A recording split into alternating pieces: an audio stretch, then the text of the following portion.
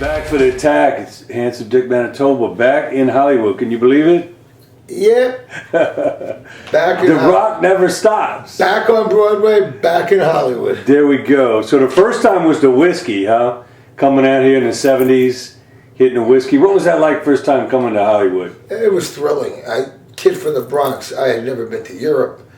And to me, traveling across country, getting to San Francisco and Los Angeles was thrilling. Later on, Europe became thrilling. Yeah. But up until that point, you know, L.A., the stars, the lights, Hollywood. The boulevard. Oh, it was great. We stayed in the Tropicana Hotel, ate in Dukes at the Tropicana, pool. Went to Barney's Beanery. Oh, man. It was absolute great memories. That's awesome. Now, you've given us so much great music over the years, but who inspired you? Growing up, who was the artist that really got you wanting to do this? Musical artists? Yeah. Because musical and non. Yeah, well, they were cultural artists. Sure. Cultural icons. Inspirations of all kinds. Muhammad Ali inspired me. Certain bad guy professional wrestlers. Who was your favorite wrestlers? Fred Blassie, Killer Kowalski, all the heels, the bad guys. Musically, no doubt about it, as my friend and boss, Little Steven, says, the Big Bang, the British Invasion, the Beatles and Sullivan, that was it. Beatles and the Stones. The Beatles hitting, it wasn't just like a big band, because every 10-year-old kid has a big band, and that influences them. Mm-hmm. It was the band that changed the playing field, and you were 10, so it was a perfect storm. I know everybody I run into, you think you're your own little island that you went out and formed a band after that. Everybody you talk to formed a band the next day. Everybody in the fucking country formed a band. I mean, guitar sales must have shot through the roof in '64. Sure, I could see that. Everybody wants to emulate. Yeah. They want to be like that. Yeah, it makes total sense. Yeah, it's incredible. So, wrestling, Beatles, the Who, the Stones, the whole invasion, Muhammad. Yeah. Incredible stuff. Now, obviously, you knew no different, but growing up in New York had to be, you know, the energy that you know it is today when you leave New York and find out how unique it is. But talk about that evolution as far as starting to play music, or how was the Dictators formed? A bunch of guys got together, thought, you know, one guy played, Ross had played guitar, and Scott had played a little guitar, and Andy had fooled around with guitar and bass, and got to the point where it's like we were writing about rock and roll, and then it was like, well, what's even cooler than that? Playing rock and roll. So the guys got together, like any bunch of guys would get together and say, we're really cool, we really know what's cool, let's start a band. They started the band. And I was not in the band, but I was sort of like the best friend of the band. It's like, we got to give Richard something to do. And although I had never spent any time working on any craft, to be in a band, whether it be a musician or a frontman, I had to have something to do, being the best friend of the band. So I was sort of the roadie, mascot, best friend of the band. That was like my job. And just evolved from there. Impressionable. That's the word. Impressionable, there we go. I'm sorry, I need that. They were like wet clay. I need that word. That, at 10, you're the most impressionable. And that's when the Beatles came out. That was the word. I needed that word. Thank you. So now how did it come when you picked up the mic and you started shouting in front of this Well, band? what happened was, I know, you know, Muhammad Ali once said, if you can do it, it ain't bragging. And let me tell you something. I can do it. Because I'm 60 years old. And I still get up in front of people. And people react to me doing it. And I never worked on it. It's just something there. There's something there that I have that a lot of people respond to. And the first time it happened, beside maybe some private parties, was in a place called Popeye Spinach Factory in Sheepshead Bay in Brooklyn, New York. and I was the drunk roadie, and I got up after the Dictators set, and Andy, as a frontman, would get polite clapping, but he didn't have much charisma, if any, and he wrote the songs, and then I'd get up and do Wild Thing, and the place goes nuts. And there were people, the stories keep growing over the years. There are people like Chris Stein said he was there. David Peel said he was there. What's his name from Andy Warhol crew? Eric Emerson from the Magic Tramps, used to be part of the Andy Warhol crew, rest his soul. He said he was there, and as the years go on, more people were there. But there were a bunch of those people there that saw it happen. That was sort of like the dawn of Manitoba. Yeah. So go Girl Crazy. What's your greatest memories of that album coming together? Obviously the world wasn't ready for it, but many years later it's a cult classic. Yeah. Talk about making that record. I just remember being drunk and messed up and being the secret weapon and being called in to really give the record extra character and insanity and over the topness, and that was my job, and economically it was a failure, and I'm really grateful about is that I've lived long enough to see it be a success. People tell me it changed my life. Like, that's why I start the shows now with "It's good to be alive." Wow, incredible. That's true. So you and Ross obviously clicked from day one. You're still together to this day. Yeah. What is it about you and the chemistry with Ross that's so magical? It's just friendship. Ross and I are probably at pretty opposite ends of the political spectrum, although I consider myself a more fair thinker than he is. I sometimes am toward his end of the spectrum, but he's always on one end. But relationships are humbling. Relationship with my wife, I learned a lot with her. There were times we were battling like we hate each other more than anything in the world, and then there were times where we want to rip each other's clothes off and just make love all night. And that is humbling, learning how to be with a woman and how crazy they are and how you have to deal with them, and the good and the bad. And 15 years with her. With Ross, it's 40 years, and it doesn't matter what his political views are. I love him as a friend, and I love him as a bandmate. And when you love somebody, you love somebody, and you take the good with the bad. I'm sure he feels the same way about me. Sure.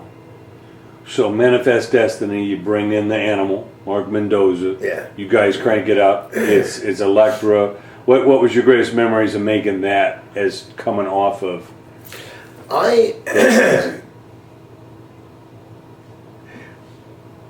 The tough question is, would I give you the answer about the memories as it was happening, or would I give you an answer based on the memories now?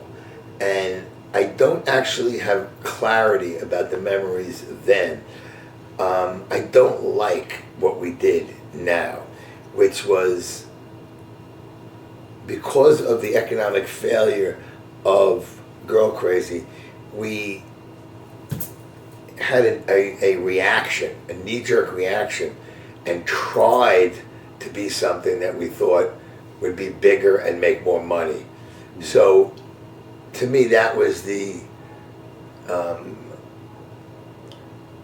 personality confusion album of the Dictators. There's some very good melodies on it. There's some very good songs on it, don't get me wrong. Mm-hmm. But as far as the direction goes, to me, we were lost farts looking for an asshole. Sure. But now we come out to Blood Brothers. Obviously more of what you were aiming for. Yes. Obviously the band is clicking. What are your greatest memories of finally hitting your stride, really cementing, your sound? I loved it because it as much as I don't want to disrespect Girl Crazy, and Girl Crazy was great and in this wonderful, childish, sick, crazy, drunk way. I thought Blood Brothers, by far, was the best crafted record. I thought the songs came together. It didn't feel like we were trying to be anything but who we were, and we had grown a lot as craftsmen from the first record. You know, the first record had its value, the craziness, the childishness. I'm not taking anything away from that, but you know, you don't want to make the same record every time.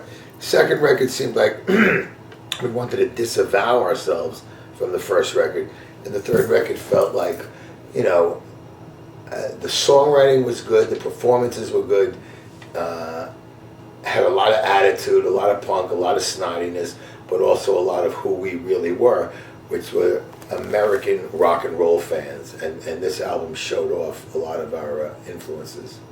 Sure. And he even had Bruce Springsteen counted off on Faster and Louder. Even Brucey came in and sang. That was a whole great experience, actually.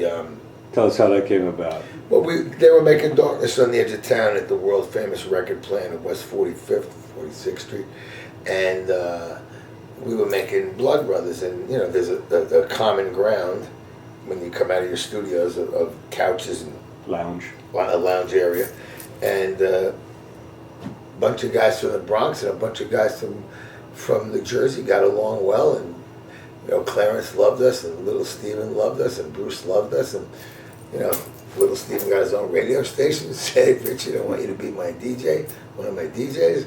So it was a great relationship. It was a great meeting of bands, a lot of respect, and we stayed friends over the years. Mm-hmm. Absolutely. And Baby Let's Twist, any great memories? Because that obviously opened some more doors for you. I'm not sure what you mean. What's the song, Baby Let's Twist? Yeah. But I mean, didn't you get a bunch of airplay? Wasn't that like a whole nother level for the band? I don't think we ever got a lot of airplay. Baby Let's Twist live does very well. Yeah. But I don't think we ever got a lot of airplay with anything. I mean, most 90% of Dictators' airplay is on Little Steven's Underground Garage, which I work for. Sure. That's like 90% of our airplay, because who the hell's playing rock and roll these days? Except if, you know, like, you know, Paul Rogers or something. Yeah. You know? But it does very well live, that song. Mm-hmm. It gives me a chance to work with the people in the audience and let them be part of the show. I like to break down those barriers. Sure. Yeah, I'm not up here higher than you. No, man. I'm just very lucky to fucking be here with you. Yeah, you're the ringleader, but it's all one. Yeah, it's my party, but I want to be with you in my party. I don't want to stand there and, you know, I'm not on top of it, you know. Yeah. There's different ways of being performers.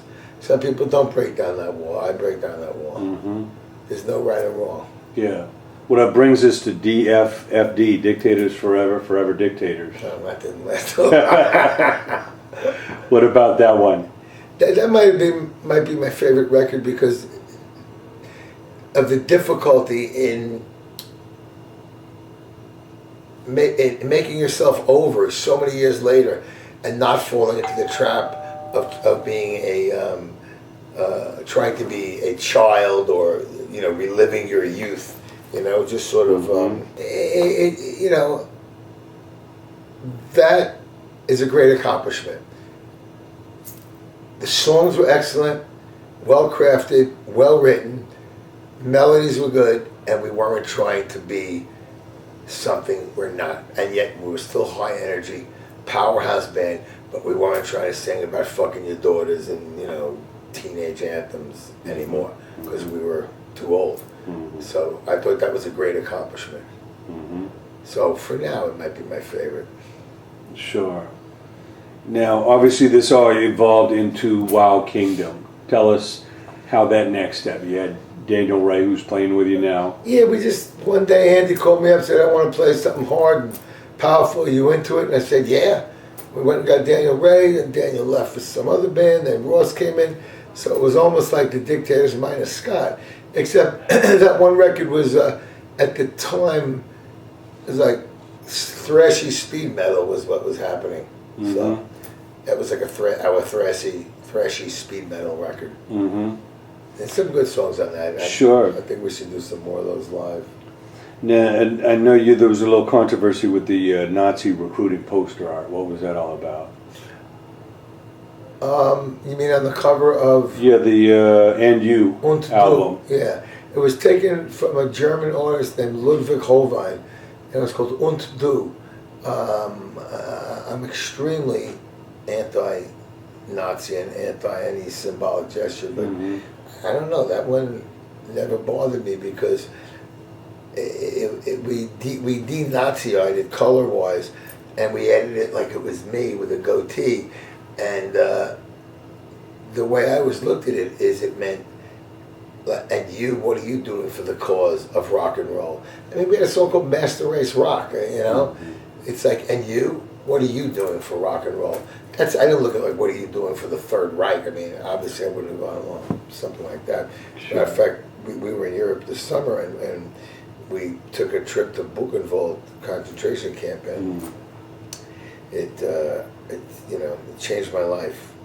Like, I always knew it, and I always saw pictures, but standing on the ground, I think about it all the time. I have about 200 pictures I took, but I think about it all the time. So, you know, I think everybody should go. Yeah, it's important. Anyway, I don't know how I got into that, but you asked. Yeah, no, it's part of history, you know, just like rock and roll. You know, Yeah. let's talk a little bit about Little Steven in the Underground Garage, because obviously he's kept music alive that would have been some footnote. I mean, he's really gone into the trenches and put the spotlight on some people that had been long underappreciated. Yeah, you know, great way of putting it. Yeah, talk a little bit about your relationship with him and what that platform means to rock and roll. I met Steven at the Springsteen session I mentioned earlier, and we always stayed in touch. Every once in a while, he would invite me to a party or an opening he was having or an event, and every once in a while, I'd invite him to a party of mine, and we just stayed, you know, friendly that way. And Steven got a chance to have his own radio station, Little Steven's Underground Garage, and he asked me to be one of his DJs. I said yes. That was 10 years ago, and it's pretty much the greatest job a guy could have, because I go into work a couple of days a week, and I record 5 radio shows, and I play rock and roll music, and I talk, and I get paid money to talk as Handsome Dick Manitoba. Yeah. Hi, I'm Handsome Dick Manitoba. Blah blah blah blah blah. Here's a song. Blah blah blah blah. Here's a song. That's my job, and you know, God bless him for that job. It's a great job, and Steve is the kind of guy who I have the utmost respect for as a friend, as a boss, as a human being.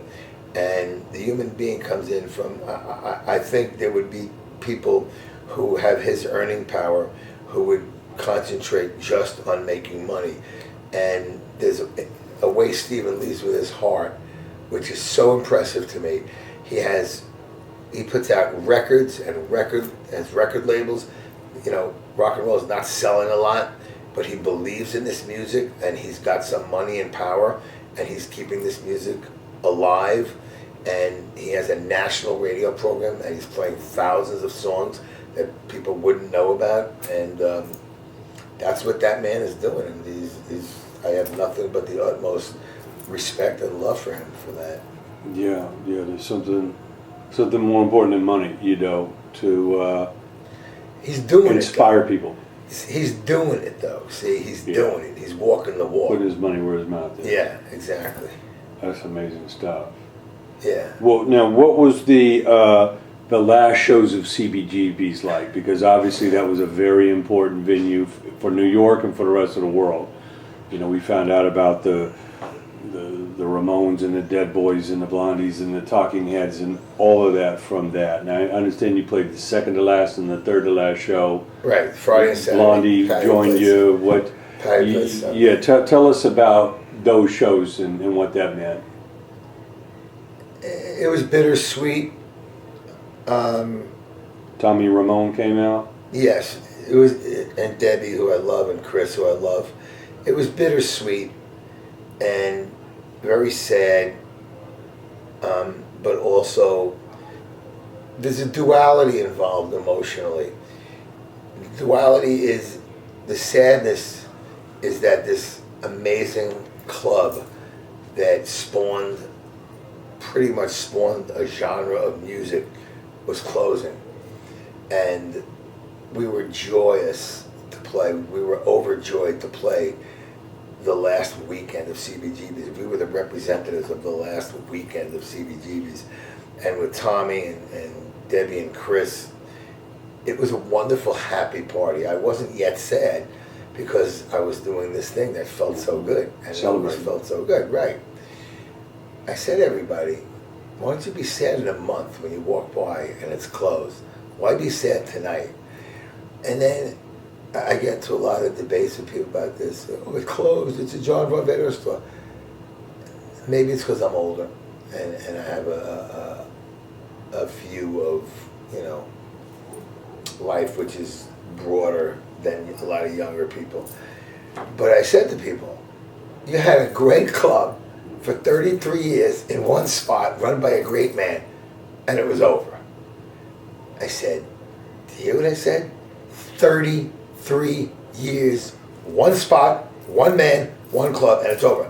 Would you like it to be 133 years? 533 years? What the fuck do you want it to be? You know what I mean? We had this great thing. I'm grateful. I'm grateful that I went to the Fillmore East. I am grateful that I saw Iggy at the Electric Circus. I'm grateful that I saw the Rolling Stones and Ike and Tina Turner and the Beach Boys and the band at the Garden at Schaefer Concerts. And things are over. And I'm grateful for what I had. What great stories. What is life? An event? A situation? A period of time? And then it's over. And then it's stories. So it's like, you know, and then people complain, oh, it's this. Hello, welcome to change. Yeah. You know, and that's like an older guy talking, you know. Some people don't respect it until it's gone. Then they're worried about it, but they didn't support it in the last years. Yeah, I know. There's a place that closed called Di Roberta's across the street from where I used to live, pastry shop. They were there for 103 years. I knew the family for 30-something years. The grandfathers worked. Then the kids of the grandfathers opened the store worked up into the 80s. Then their kids worked. So 4 generations worked 103 years. They got tired of running a bakery for 103 years, and everybody's like, oh! I said, when was the last time you went in there? Nobody answered. Yeah. And they got $12 million for the building. I said, why aren't you happy for them? They ran a friggin' bakery for 103 years. You haven't walked in there in 10 years. Yeah. And they make $12 million and they don't want to work anymore. Good for them. Put a fucking blimpies in there and don't go in. That's how you can show, you know, your protest. Right. Amazing. This is on radio. You're gonna have to cut out all my curses. Yeah, no. This is uncensored. Believe me. Now talk about the punk rock, you know, book of lists. How'd that come about? Because I'm just like Little Steven. We're archiving. We're sharing all this love for the music. How did the punk rock list come? I had a friend named Mike Edison who was an editor for this book company, and he had put me together with this woman.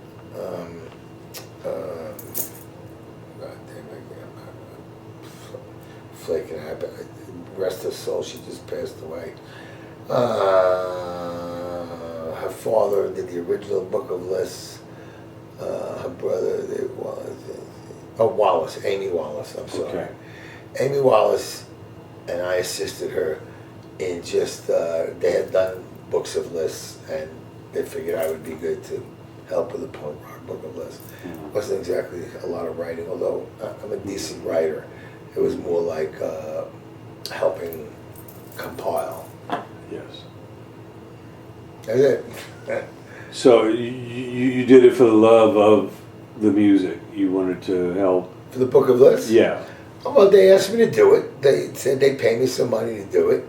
I said, what does it entail? And then I did a few lists myself. I called up people. I pitched it, and then they edited together these 300 lists or so. And it's what I call a bathroom reader. Right. You leave it, you know, on the side of the toilet. It's more information than you would normally need. Yeah, you pick it up. It doesn't matter what page you pick it up, and it's like fun, goofy, 10 pages at a time thing, you know. So it's not like, oh my God, I lost my page. Now talk about the Dictators NYC coming back. I mean, you guys obviously, in the age of the internet, there's people all over the world, all across the country, that are discovering this little band called the Dictators. And they are reaching out to you guys, come to my city. LA's been calling you for years, come on back. We miss the energy that you guys have. Tell us about really how this all came about, you know, in 2015. Why did the Dictators hit the road? Well, we've been hitting the road for a couple of years now, actually. Yeah. But we've been calling for you out here for a while. Well, it ain't been calling with enough money.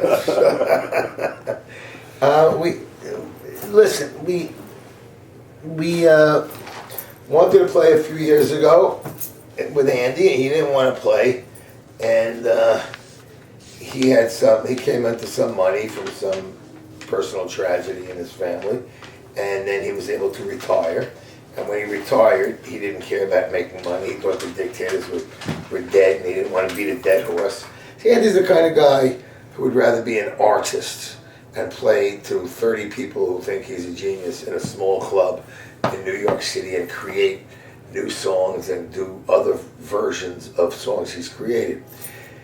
We're a kind of band who would rather travel around the world and excite 300, 400, 500 people and have them go home thrilled and make some money, and that's what we'd rather do. And I guess to him that's not artistic enough, and to us it's rock and roll.